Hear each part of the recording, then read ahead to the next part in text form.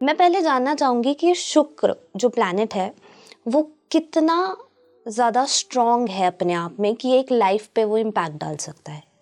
ठीक है, तो शुरुआत हम इस चीज़ से करते हैं कि शुक्र को हमने किस चीज़ का कारक माना है। जी। तो अगर हम अपने ज्योतिष सिद्धांतों की बात करें तो ज्योतिष सिद्धांतों के अनुसार शुक्र को हमने बीज कारक माना है। ओके। अब बीज का अर्थ किस चीज़ से, बीज को अगर हम समझें तो बीज को मीन्स सीड, यानी कि अगर आपने किसी पेड़ का वृक्षारोपण अगर आपने करना है तो आप कैसे करेंगे? सबसे पहले आप एक बीज डालेंगे, वो बीज ही आगे चल के एक वृक्ष का रूप लेगा।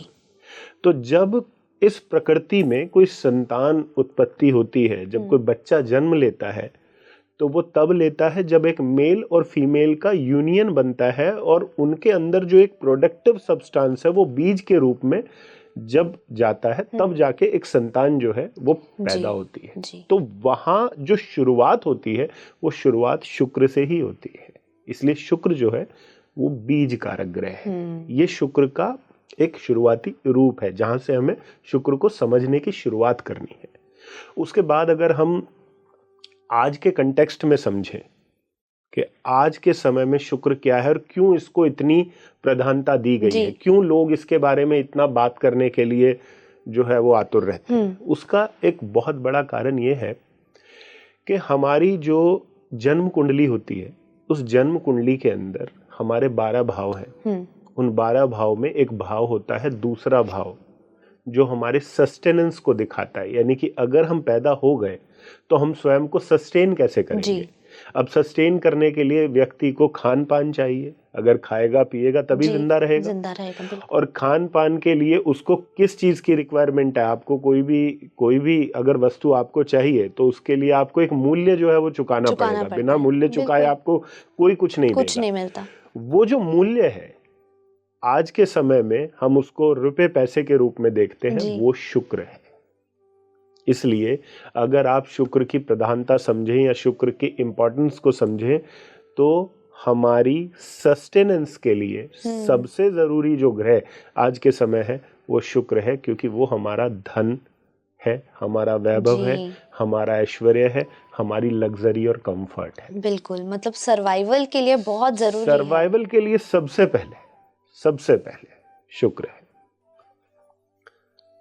वहीं अगर हम बात करते हैं, जैसे बहुत सारी चीज़ें इससे जुड़ी हुई हैं, जैसे मैंने आपसे बात करी कि बहुत फीमेल एनर्जी शुक्र के साथ है। करेक्ट। तो क्या ये नेगेटिव है या पॉजिटिव है?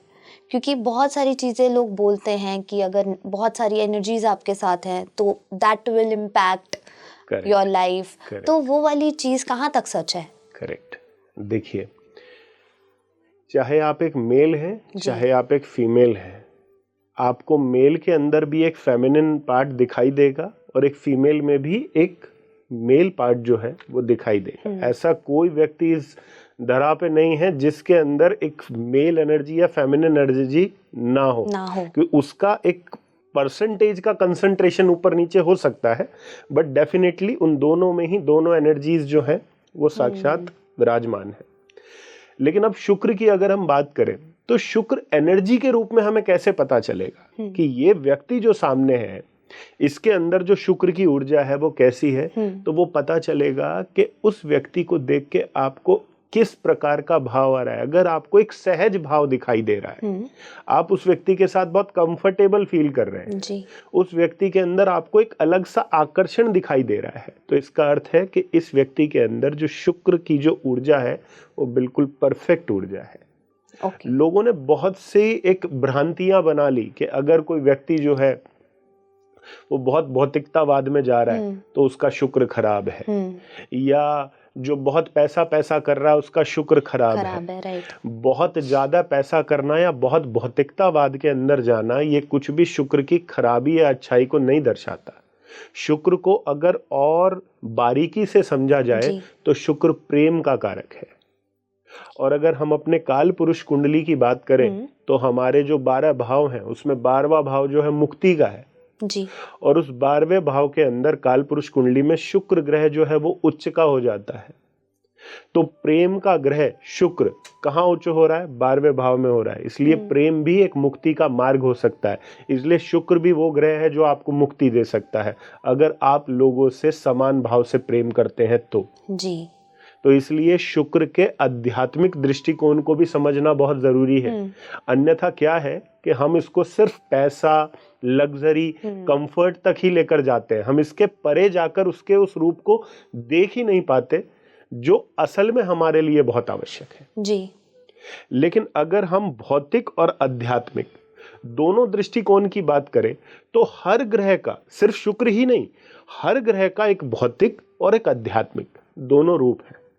तो शुक्र का जब भौतिक रूप हम देखते हैं तो हमें रुपया दिखता है, हमें कंफर्ट दिखते हैं, हमें लग्जरी दिखते हैं, लेकिन जब हम उसके आध्यात्मिक रूप की तरफ अगर दृष्टि डालें तो हमें प्रेम दिखता है। वो प्रेम जो एक माँ अपनी संतान से करती है, वो प्रेम जो एक भाई अपनी बहन से करता है, वो प्रेम जो एक पिता अपने पुत्र से करता है, वो भी शुक्र है। तो शुक्र को सिर्फ वहां तक सीमित कर देना ये शुक्र के साथ बहुत बड़ा अन्याय है जी।